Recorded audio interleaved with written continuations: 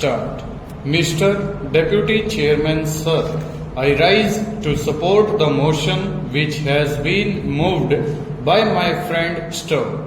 As he has pointed out, oil is a very important element in the industrial development of any country today, and especially those countries which are in the process of development have found that if they were to base their industries securely on oil, the whole development is fairly quick and that it is possible for them to get good returns in a short time. So, while fully agreeing and even emphasizing the need for the nationalization of oil industries in all its aspects in India, I am afraid that because of the past mistakes of the government of India, even if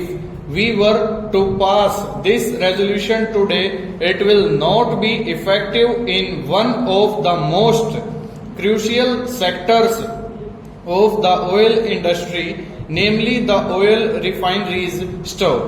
When agreements were entered into by the government of India with the oil refineries, many of us pointed out that these were iniquitous agreements and they will work against the interests of this country.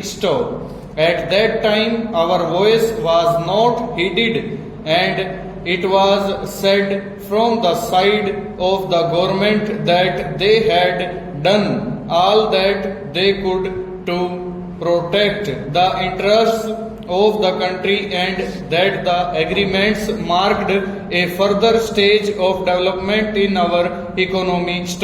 History has shown that the critics of the government were right and the spokesmen of the government were in the wrong.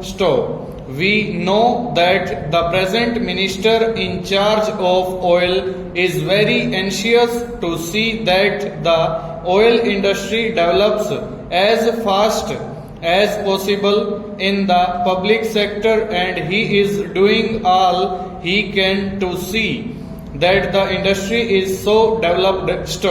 He is also trying to see that the profits that are being earned by the distributing companies as well as by the refining companies are brought to some reasonable level. This house knows how difficult this task has become and how endless negotiations have gone on for years before any concrete results could be had. At first, we had only half decisions. Today, I do not know if any firm decisions have been taken. Decisions not only on the part of the government but decisions which have been accepted by these companies, and whether the government even today is at all in a position to enforce these decisions on these companies. Then, sir, there is the question of distribution.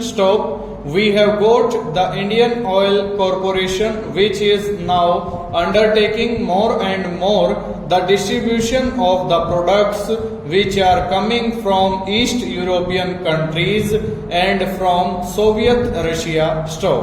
I do not wish to go into the question of prices of these oil products. It is fairly well known that the prices at which Russia and the East European countries sell their petroleum products abroad vary to a very great extent.